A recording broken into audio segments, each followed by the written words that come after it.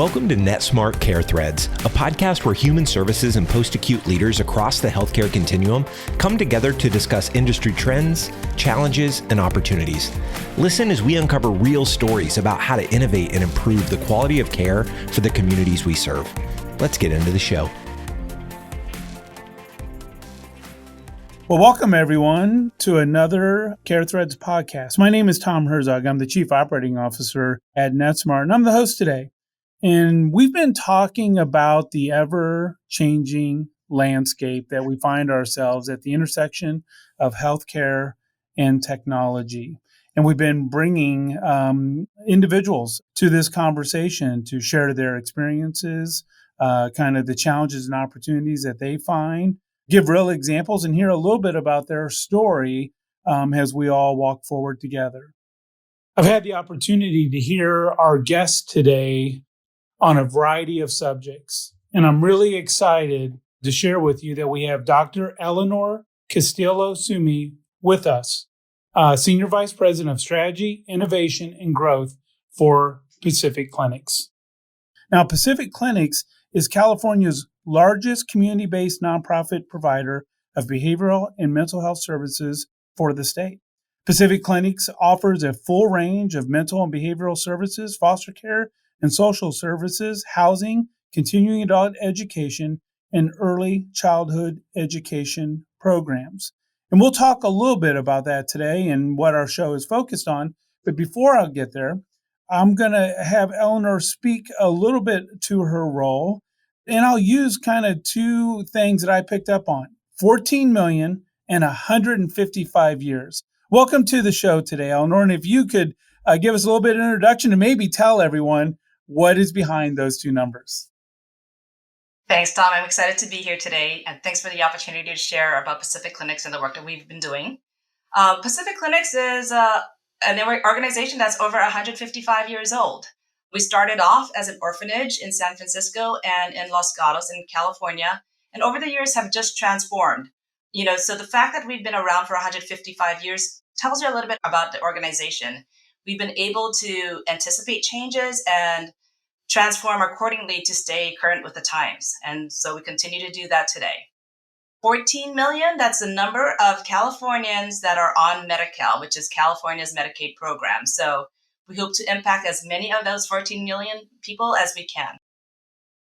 So a lot has changed in the past couple of years. It's probably cliche to say at this point. And outside the pandemic, we've had a lot thrown at us as a country, in our communities, in our homes, and our lives. And provider organizations are going under a significant amount of change. There's this phrase I used to use, and I talked about, hey, we're moving at the speed of thought. And that's really almost analog at this time. We're iterating at thought. And I found your title really interesting around focusing on strategy, innovation, and growth. And if you can tell, 155 years is a long time, 14 million lives, a lot of people. You're not able to sustain that kind of success unless you're willing to iterate. And in your role, I hear you doing that a lot. Can you share a little bit about what the challenges and opportunities and how you and the team are working to address those as an organization?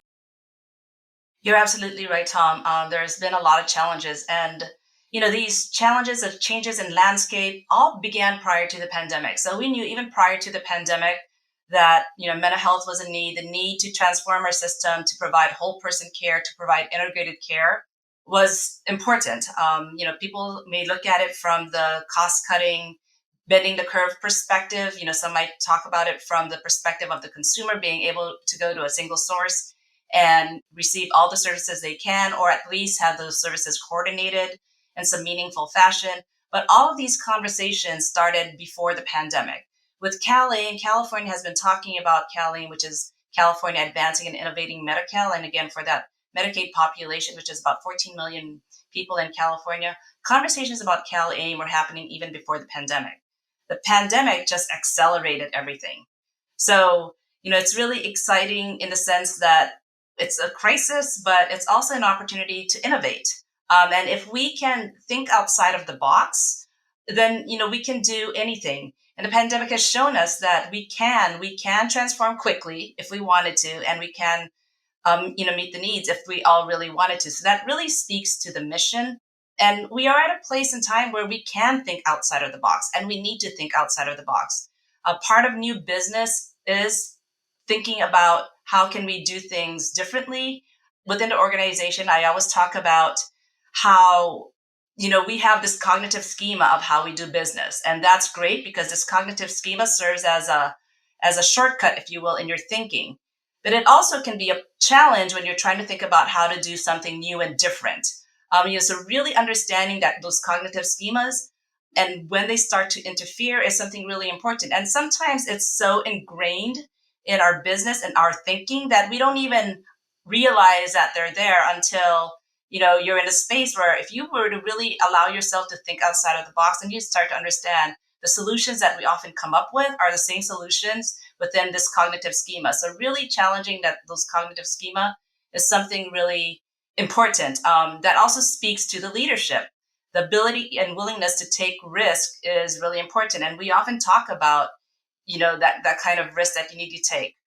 And for Pacific clinics, we're often, if you will, maybe criticized for being large and having the resources. But I would beg to argue that we are large and we are able to have the resources because we have been thinking about business differently, all these years. And again, 155 years, you need to innovate, you need to change, you need to challenge yourself. I mean, you need leadership along the way that actually supports all that. Well, you've hit on a few topics that I want to dive into each of these. I'm going to try to figure out how to do that. And that really is on the how to change, because we all know at times that we need to change. The hardest part is actually being intentional to go make that happen.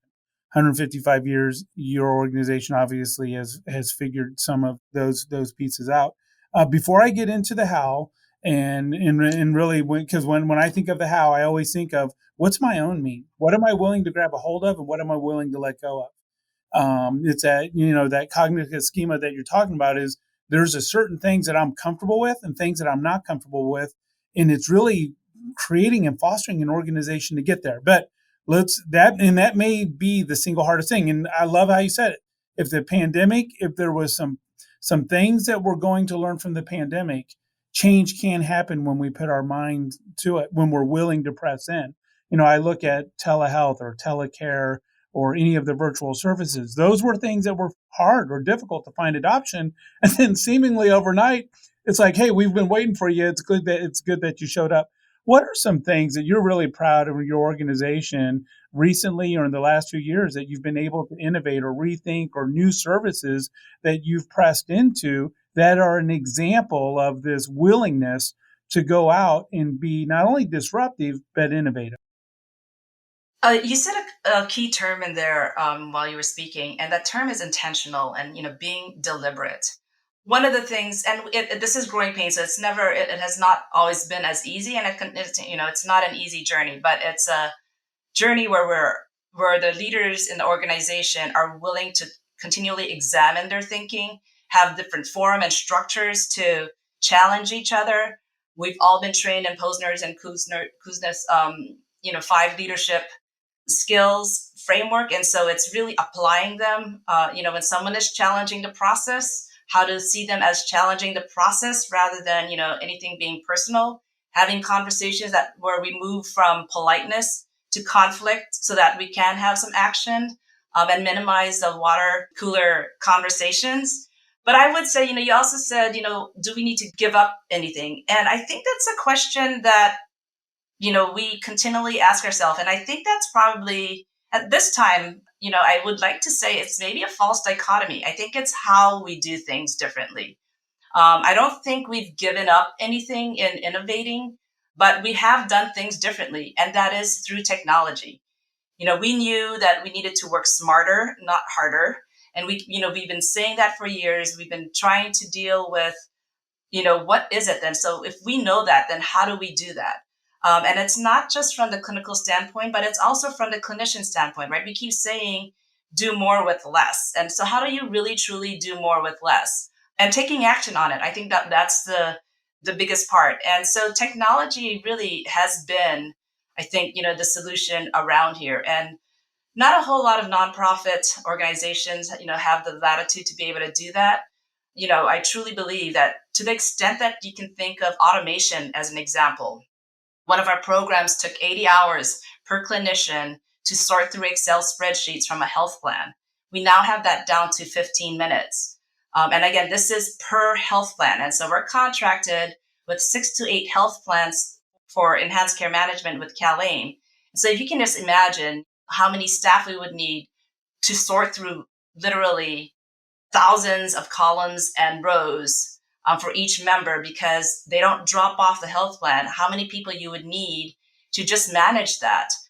So take their salaries and let's invest it into technology. So again, we're not doing anything different. It's just how you think about it. This 15 minutes, I think, is even that there's still room for improvement there. If we can get our partners, the health plans in this case, to actually really receive data, one of the goals of CalAIM is to do data sharing. If we can truly do data sharing, we can probably get that 15 minutes down to 2 to 5 minutes with, just automation. So there's a lot of examples of how technology can really help that process and so again, you're doing more with less. Yeah, and I think often when people hear more with less, it just sounds like more work, if we're honest. So yeah, you're just telling me I have to do more with less time, quicker, faster, better, if you will. And I like how you position that. No, we're actually talking about rethinking the process in such a way we're going to give time back to you. And I think for so long, systems, we've had the wrong approach about systems. And it wasn't necessarily designed that this is the way we're going to do it. But when systems began to get involved in the use of technology, it was really around data capture and it was really around financial and then operational. And then for some reason, we brought clinicians to the table last, and then they became the data entry point for a lot of it. And then we can't figure out why they're not happy about it. And now we're in this new world. And I love how you said that because you were like, we're going to approach this differently is I want you actually to not have to use the system as much, less about what you're doing for the system and more about what the system's doing for you and more about how we can bring that technology and information forward. So that doesn't happen. This is the weird, I think, paradigm this shift that we're in right now is for so long, we've been telling people more data, more input, more input, more input. And now we're pausing and saying it doesn't always have to be that way. When you're innovating, when you're looking at different things that you want to do for your program, it's not just technology, it's not just process, it's also people. How do you approach that? Because I think that's some of the things when I look back, sometimes we got to pause and give people the context of what we're trying to do, that it's going to be a little difficult in getting there. But when we get there, you're going to get 15 minutes back from that process. How do you go about doing that in your organization? Well, you definitely need your early adopters.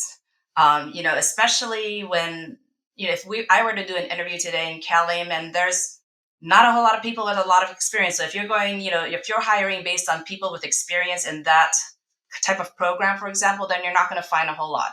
So what we found is that you're looking for qualities in people. You'll have your early adopters, you'll have your late adopters, and then you'll have everyone that'll adopt along the way, you know, drink the juice, if you will, if they start to see the results of the low hanging fruit. And so it really is critical to get those, identify those early adopters, people who are willing to fail, trust that all that we're doing is part of the mission and why they are here, fail and raise their hand because no one likes to fail, but that's part of being able to be agile and fix things, as quickly as we can so that we're constantly iterating and constantly getting better. But I would say, that's probably the most critical component is who in our space would want to do this with us? Who would, want to put everything on the line to be able to innovate? The other part in this is that most people in the organization are clinicians. They were really good clinicians. They became even better clinicians, and then we put them in places of being a manager. And many of them are successful, and for some of them, managing is not their strength. And so, how do we have a path for those people where they can do something different and grow within their roles? But there are people. Not all clinicians are managers. So it's how do you identify these people and grow from there? And so part of this is also, building that trust. And now a lot of people say, build that trust. And in retrospect, what is that trust? What does that look like? What are the behaviors that would develop that trust? And it is, having these agreements and, creating a forum where people can talk and can fail, raise their hand, and know that it's not their burden to carry. I like how you even said that from the early adopter standpoint, because you're kind of setting the table on the notion it is early, and where there will have to be some adoption of the things, which is a nice, maybe safe way of saying it's not going to be perfect as we're iterating through it, and we're all going to have to collaborate in order to get there. And we're going to need curiosity. We're going to have to question some things, and maybe redo some things in that process. And any of us who have been a part of maybe improving a process or coming up with something new, know that the work effort that it takes to get there. And I guess that's, you seemingly have created this great culture where that people are excited about that, where it's seen as opportunity, not just a challenge.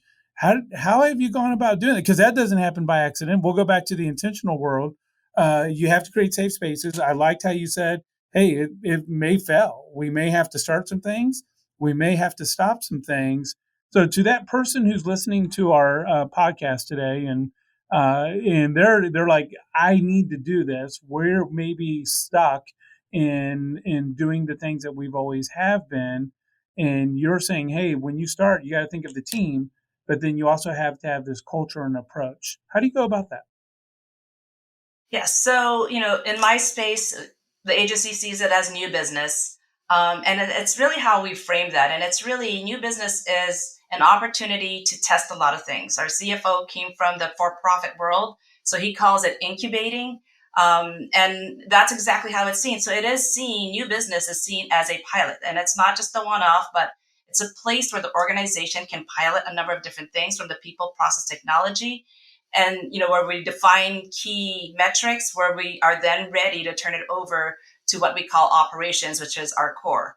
So instead of in the past, what we used to do is have new business run on the backs of current operations. And we have really good people doing really hard work that just cannot focus on new business. And it's not because they don't want to, it's just because they just don't have the bandwidth to do it.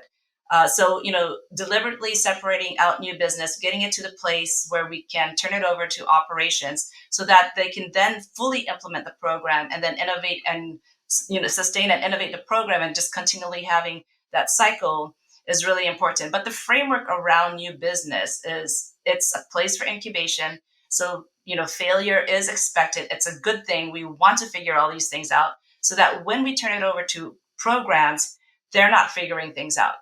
And that is the entire process from the consumer perspective to the clinician perspective. Do job descriptions need to change? Are we looking for different things in people? Whatever the case might be. And then what structures or infrastructure is needed to support the people who are delivering the services and the people and our consumers as well. So it's looking at this business, this incubation from all those different aspects, and this could include our finance department. In this healthcare space, it's very different than doing business with our county for specialty mental health services. So it includes all components of the business. So what I hear, one, I'm going to borrow that phrase from you in the future, that failure is expected. Often we talk about that. That's a buzzword out there, but you phrase that in a different way of almost giving permission. If we're not failing, maybe we're not testing the edges enough. So I love how you said that. The other thing to the what I've gleaned away from that is if you're going to go do something new, it just can't always be an and. It can't be a hobby. I liked how you used incubating, that we have a pinched off team that we've brought together and cross functional. That was the other thing I wrote down is it's not just one team. It's not one person's job. It's a cross functional team that isn't just an and. We're going to go do this. And by the way, team, we expect failure. That almost creates a different notion and almost, okay, so we don't have to just get it perfect. We're going to learn and iterate through that. And I think today that is really hard for organizations when time's at a premium. there's this notion of can we fail? And you're saying, yeah, it's expected to be able to go through there. I guess a question for you is when it doesn't work. So when you talk about failure expecting, how do you as a team talk about that? And when do you finally say, you know what, that's not going to work and we're going to stop? Because that, I think for I know in my world, one of the hardest things is, you know what, we need to stop. Good, noble effort. It wasn't a lack of resolve, but you know what? The outcome just wasn't going to deliver what we all expected. I think that may be one of the hardest things for teams to arrive at. How do you guys do that? Well, in the beginning, when you start these things, you have a number of different hypotheses, right? But whether or not people agree, there's a number of assumptions that we make about the staffing that we need, the services, the finances around that. And so, having these hypotheses and explicitly identifying these assumptions and developing key metrics around that is really important. So when we are meeting, and so again, the structure around, having these frequent conversations and making quick decisions is really important. And so people will know that, if something's not working, there is a place to address that. At the same time, there's that place to address it. So if you're not doing it, then there's a place to address that. But having those key metrics and then having some honest conversation, again, moving from politeness, and it doesn't have to be about people, right? If you can have those kinds of conversation with your executive team, then that's really critical. And it's really, if we expect our staff, for example, to do, especially in new business, and let me also clarify, we don't start with a big team. Initially, it was just me and a couple of other people that our core team said, all right, here are a couple early adopters who can go do this and actually implement. And then we came up with a metric that said, if when we get to this, ratio of clinician to customers, then we will grow. And that's just kind of been the mantra.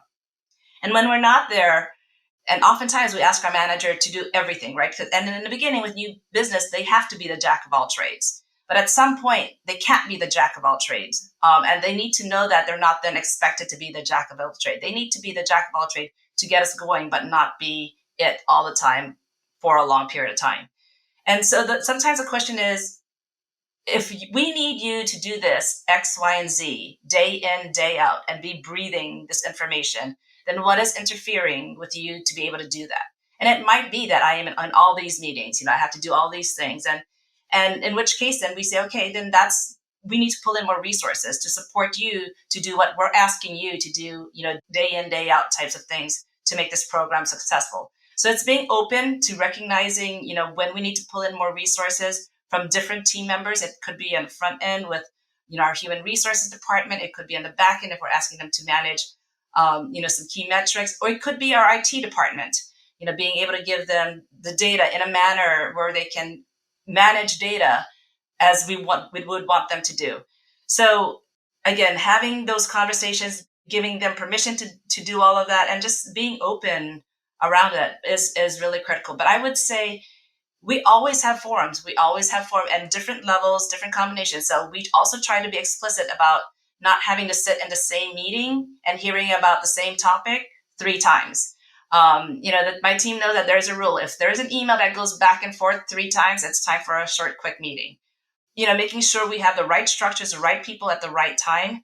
And that's probably as important, if not more important than anything else. Well, I love the email analogy. I may have been guilty of that a time or two. And it's like, okay, it's time just to have a conversation. I think sometimes in a very digital world we live in, we forget, what we do runs on the rails of relationships. And what I hear, so Eleanor, so much of your words is giving people permission, encouragement, challenging some of that status quo and not just find ourselves going through the motions, if you will. Your metrics is spot on. How many times have we all fallen in love with something or the idea of something, and we almost forgot to measure it against the metrics that we started with to say, you know what, this is exceeding what we did, or no, we're way off track here in being able to go do that. So I appreciate your encouragement on that because I think it's every organization right now finds themselves in this very space. Funding, payment models are changing. new opportunities, workforce, and we can get enamored with the challenge of it. Or, as you're sharing with us today, we can get enamored with the possibilities and the opportunities as we look forward on that.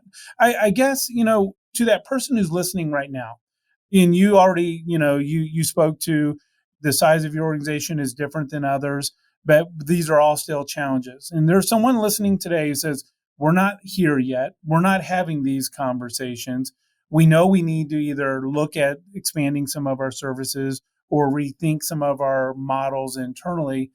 How would you encourage them to start as soon as they're done listening today to begin not only starting something new, but also this cultural mindset shift or change that they need to make in their organization? I would say, what is it that you need to start having those conversations? And really critically examining, what is it that you need? Do you need a leadership space, for that? But what is it that you need to start having those conversations? Because you need to. Otherwise, things will be done to you. But you can be a part of the solution. And, now is a time I think that providers often feel like we are on the receiving end, but an example with Cali, I mean, the health plans are figuring it out as well. The state is figuring it out as well. So I think we can be active participants in this process. And, the question is, so what is it that you need to start to have those conversations internally and with, I'm sure they might be part of organizations, but, how can then you leverage those resources as well? Okay, I love that you said that. I love that you didn't even blink about it because you're like, you need to start acting today. And I think so many times in the space and communities that we serve, we think these things are just going to happen, that we just have to wait till they come. And you're saying, no, flip the script. You need to have a seat at the table. You need to be pushing forward. You need to define those parts of it. And in a really good way, you're giving our audience permission to say, let's go make that happen. And you're underscoring what I can just sense and feel is part of your culture. Let's go do something about it. Let's go make it work. Let's go make something happen. So thank you, because I think that's a big part of it. And before I talk a little bit about, I'm going to use a segue to transition to talk a little bit about how you found yourself in your role here, and that is your title. So when you start talking about innovation, strategy, and those types of things, what kind of things are you currently focused on? What does your days and weeks look like in this role for your organization? So we are Pacific Clinics is a merged organization of Uplift Family Services and Pacific Clinics. We merged as of March 1st, 2022. So we are going through our first strategic planning process together as a merged organization. So strategy is definitely part of that. And, the questions of how far do you go out? Do you make it 3, 5, 7 years? Those are all questions that we're grappling with at this time. In fairness, CalAIM is supposed to be a 5-year program. We're almost done with year one. And yet we still don't know, what to expect in the next 4 years. So that's the strategy component. Meanwhile, we can't wait, and so the horizon thinking of what do we see, as in the future for our organization, and, what steps do we need to take along that way to achieve that vision, that Horizon 3 vision, are definitely things that take up a lot of my day and time. And technology and thinking about technology and all these different resources is definitely part of that. Yeah, I think we find ourselves in an interesting time because even the technology we're thinking about, we know there's things coming that are going to impact us, and yet we don't know what those are. I think AI is a good example. We know it can deliver a lot of efficiency around those pieces, and it's something everyone likes to talk about.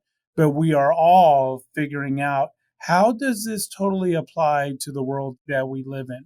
And it sounds like you're spending a lot of your time. And I like how you said, hey, we're not waiting, we're going. And there's a lot that's still being planned out there. And we need to work in parallel on that. As we come in for a landing here, and would like to hear a little bit about your career. Did you always dream you'd find yourself in this role? No, I would have never imagined. I knew I wanted to go into the behavioral health space, but I would have never imagined that I would be doing what I'm doing today. I knew that I wanted to impact lives, and I wanted to impact lives on a large scale. And I've just had some really good mentors along the way.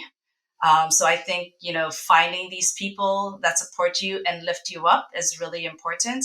And just being open to all these different opportunities, because who said something like Cali, transforming California's healthcare system would be around, 20 years later? Who said we would be talking about whole person care in a meaningful fashion, not just recognizing that there's the social determinants of health on one hand, primary care on the other hand, and then mental health, on one hand. I never envisioned, a system that would actually challenge itself to want to deliver services in a integrated and whole person fashion. I mean, I've always wished for it. And so now to be a part of, being able to impact that and the direction that it goes is really exciting.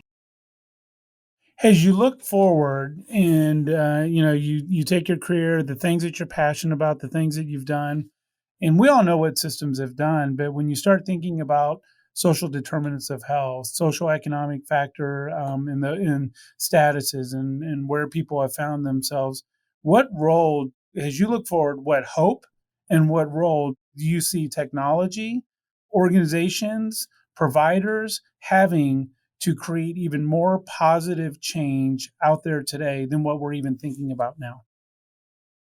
Hope is everything, right? I mean, that's why I'm still around. I mean, there are many reasons to be disappointed and disillusioned with this whole, mental health processes and services. Hope is, everything that's a driving force behind, the passion around this work, at least for me. Technologies, I'm a clinician. I happen to oversee programs that was really involved with data. And then what I found was that the flow of data was really critical to getting what clinicians needed. And it was through following that passion that I got to where I am. And I mentioned that we have these clinicians that grow up, if you will, within the organization. And at some point, you need a good partner. And I don't know about every technology out there, but we live in the Bay Area. We live among Silicon Valley, and there are a lot of smart people, in our space.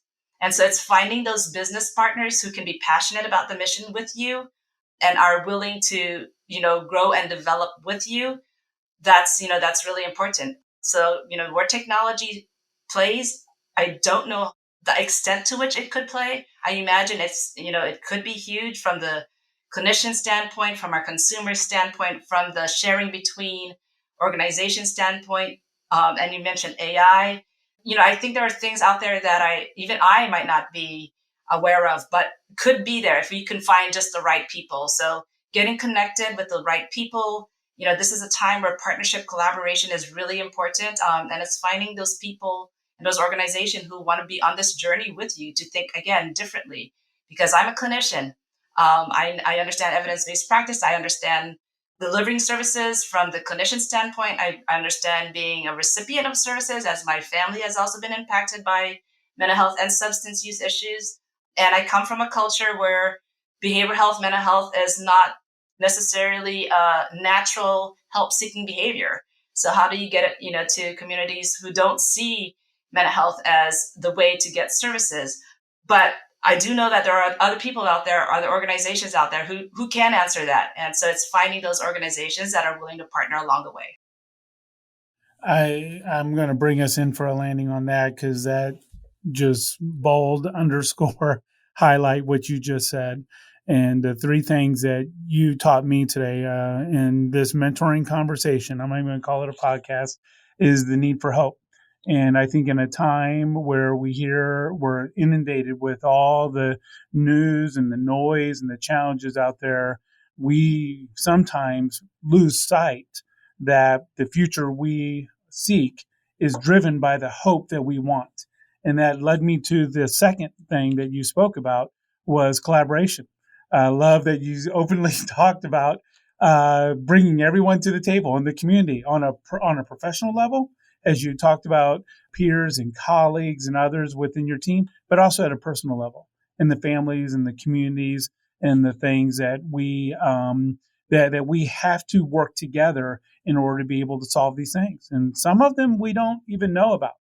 But we know that when we can come together and make those things happen, anything is possible.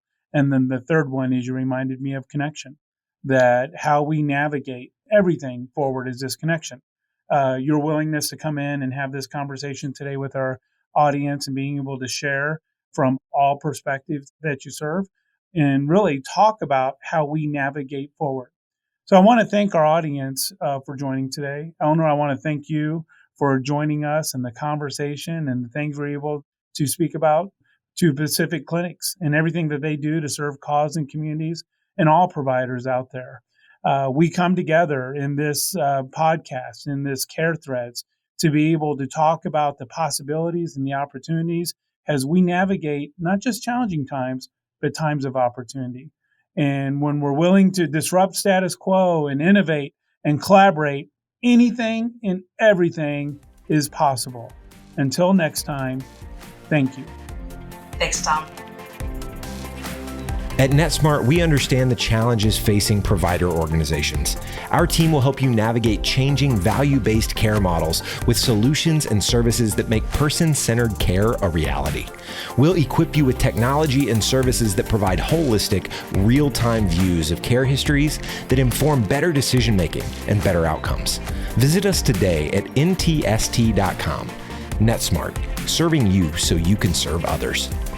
Thanks for listening to the NetSmart Care Threads podcast.